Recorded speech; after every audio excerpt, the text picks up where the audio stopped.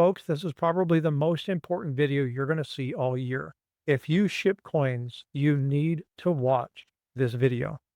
Getting a package stolen sucks, but what can you do to help limit people from having an idea of what's inside your package? We're going to talk about that today. You can see here that I have this coin. It's an 1883 Carson City MS63. It's a really nice piece. And this coin is probably $350 to $400. So it's something that I want to make sure it's going to get to its destination, not only for me, but for the person who bought it from me. I want to show them respect. And I want them to receive this nice, whole, not broken, and not stolen. So how am I going to do that? First off, you have to make sure you have all the tools needed in order to ship it. Make sure you have your tape, the item to protect the slab, and make sure, obviously, that the item you're shipping actually makes it into the package. You'd be surprised how many people miss that. All right, so let's dig in a little bit. There is something that I want to show you.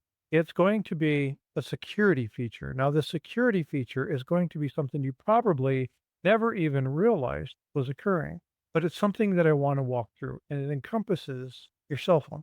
We'll be talking about that and how it equates to this package in a minute. What do we need to do first off? This actually came in. This is a package that was sent to me by Paula Bloom. And I love these little things. They're perfect for slabs. So if you open them up, you can see that that fits inside there perfectly. You close that up, that thing's not moving around. It's actually really nicely done. And you could send it like this, but I don't know that I would want a little bit more protection on this. Now, in this particular case, I don't need to use this, but I want to because what I want to do is I want to worry about how it sits inside here. If I do this, there's too much room for this to move around. But if I put it in here, you can see that actually increases the length, and I can put it in here without it doing that. So I'm going to stick this in here, and I'm going to fold it up. You can see I've already done one of these before, but you can see how thick this is. And when I put it in relation to here, it's not going to move around very much. This is why I'm doing it this way. So I would put the tape on here. You can see that I've done this once or twice, but we'll feed this into here. Now, if I fold this over, I have the perfect size package for a shipping label. And that's why I like to package these this way. It makes it really nice, really convenient, and it's not really shifting that element around very much. So somebody who might pick up and shake the package to see if there's anything in it, maybe it's a package of cards or something like that instead of a $400 coin. Okay, put that aside. We have the package. Of course, then we're going to want to tape it up and prepare our shipping label. But there's more to it than this. See, that's what most people do, and they leave it at that. But there are some things that you need to look out for. And one of the things you need to look out for is something I did in a video. And as I push this package, you can see something comes up on my phone. And when I click this on my phone and I allow it to come up, you're going to see something. And that is an 1883 Carson City. Now, I have this package closed up, but I was able to use my phone, the regular iPhone, and identify what was inside this package. It's in 3 layers of protection. How could you tell? And I did a video on this and what you need to do to protect yourself. That's going to be located at the end of this video. You need to see this information, but you need to watch the other one. That's probably the most important, and it's going to protect you from this. Make sure you go watch that at the end. Once we package this up, we put our label on it, okay? Now, what I want to do is I actually want to pull up this picture right here. These are 4 labels, and these labels have been created. I'm going to be sending coins off to 4 people, and I want you to look at this. And in the comments down below, looking at P.O. Box 1, 2, 3, or 4, tell me which is the worst P.O. Box address to send to, and which one is the best P.O. Box address to send to or receive from. The reason that I'm doing this is because I want you to look critically at what's on the address. Are there any pieces of information that I could glean from this label, that I could take from this label to give me an idea of what's inside that package we just packaged up a moment ago? Well, as I look at the first one, Frostbyte coins, that's me, easy enough. It's coming to me, not a big deal. But the word coins indicates what could potentially be inside this. Now, remember, I just showed you the issue with the app and the fact that I could scan this. If that person is aware of that, they go grab their phone, they scan it, they find out this is a $400 coin. They haven't scanned it in yet. All of a sudden, boom, this package disappears and it never reached its destination. Now, as a person shipping it, now you've got to make right. So you put in a letter saying that there's a package been lost. It's a coin. You better have documentation showing the value of it. And you have to make sure that you had insurance that covered the amount for that. Otherwise, this $400 coin might only get insured for $100.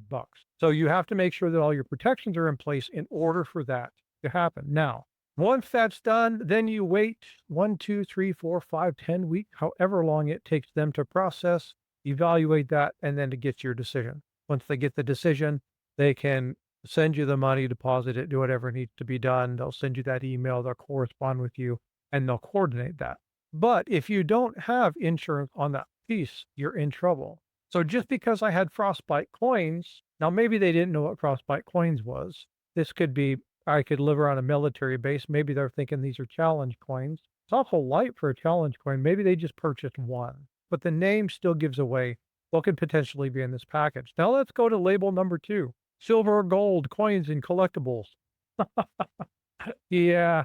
If you guys put in the comments that number 2 was the worst one, absolutely correct. Let's see how many things that we could possibly put explaining what could be in this package. Silver, gold, coins, collectibles, holy smack. That could be a whole bunch of money.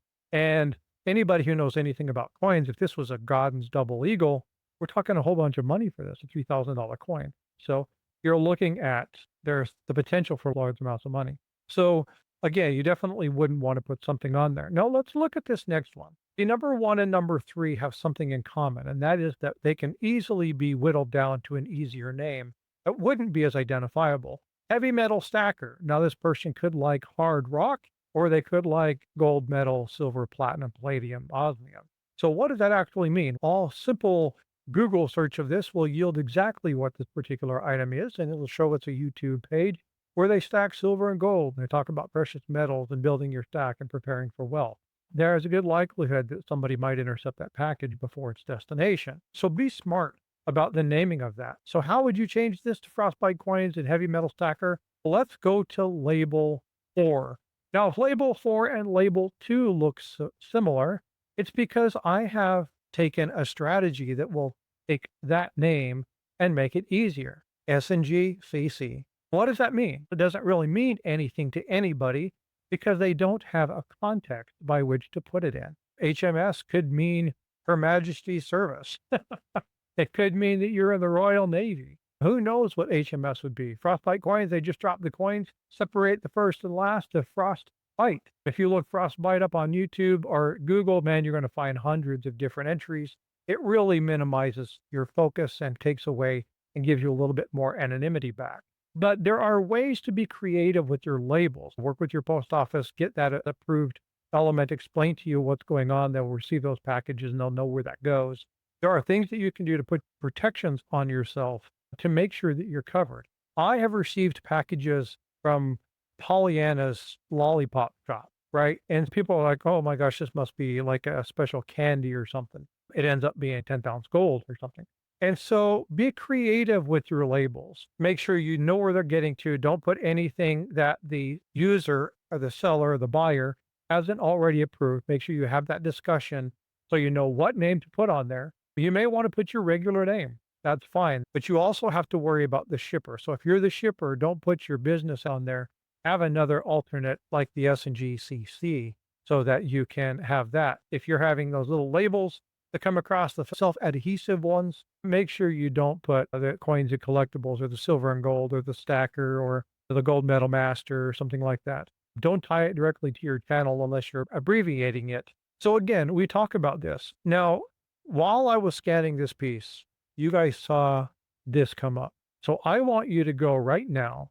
Folks, this is probably the most important video you're going to see all year. If you ship coins, you need to watch this video. And so we will talk about this more. Go check out this video, and I will see you over there in just a moment.